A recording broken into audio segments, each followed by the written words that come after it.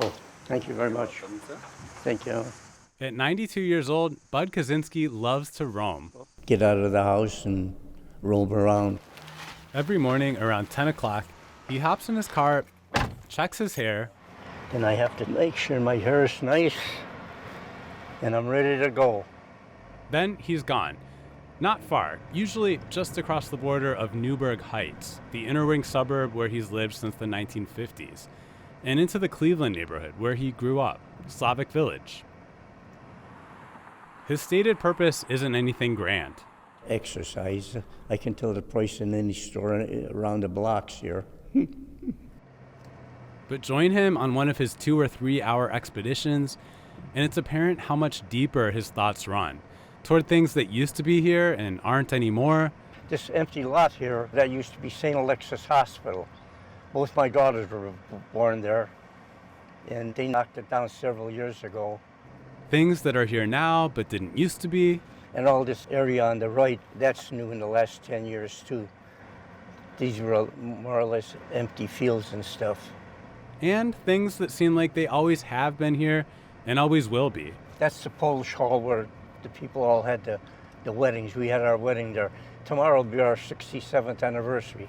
Like the Polish Hall, now home to the Polish American Cultural Center, made of white brick with a panel showing a crowned eagle above the door, the Polish coat of arms.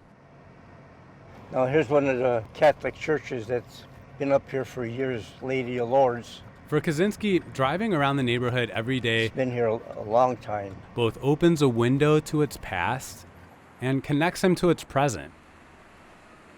He grew up here in the 1930s and 40s when the neighborhood was full of immigrants from Central and Eastern Europe, including his own parents. Both my mother and father were Polish descent.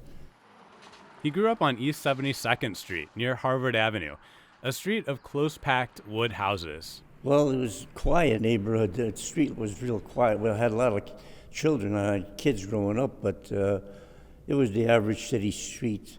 He drives down the streets of his old neighborhood today, but he still remembers walking them as a kid. And on the right here that was Olympia Theater. That was a big theater at the time.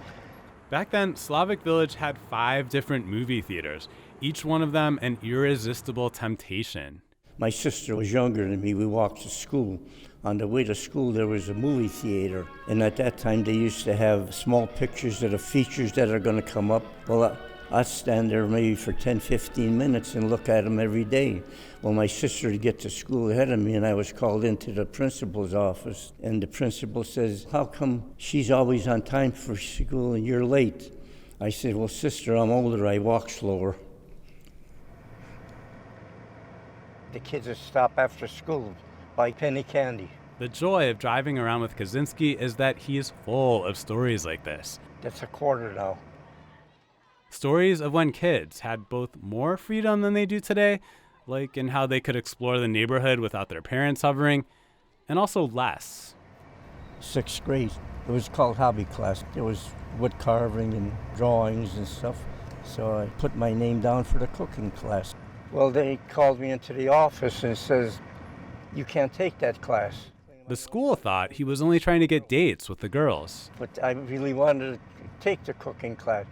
So I went into the cooking class and we had a good time. I was no Chef Boyardee, but I was pretty good. Unlike some people who grew up in Slavic Village, Kaczynski says he doesn't feel discouraged by how the neighborhood's changed. It's all progress, he says, the inevitable evolution of any place over time. Now this is actually Goose Town. One thing he does get grouchy about, though, how Slavic Village has become the catch-all term for the whole area around Broadway Avenue. Now they're claiming that Slavic Village is over here. This never was Slavic Village. It's too bad, he says, because a lot of other great old neighborhood names have fallen by the wayside. Names like Goose Town, the area of East 71st Street where it borders the suburb of Cuyahoga Heights. That was called Goose Town because years ago they raised geese in that area. It was a farmland. We also pass places Kaczynski or his parents or daughters or grandchildren had jobs over the years. A filling station where he worked before he got his longest term job as a tool and die maker. the site of a bakery demolished now where his dad made Polish donuts and rye bread. Rye bread was the big seller. Now you can't find a decent piece of rye bread. As the last stop, there's St. Mary's Cemetery, where his parents are buried, and also his oldest granddaughter, Megan, an athlete and mother of two who died at 31 of cancer. My granddaughter's buried in there. He visits at least once a week. I still miss her every day. To me, sometimes I feel her presence. I don't know, it's a strange thing, but it might be just in your mind. But if it is in the mind, it's a good memory. By the time he gets home, it's only a few hours before dinner. His wife hardly ever lets him use those cooking skills he learned back in 6th grade, he says. So instead, he spends the afternoon telling her what's new and old in the area they've called home for so long.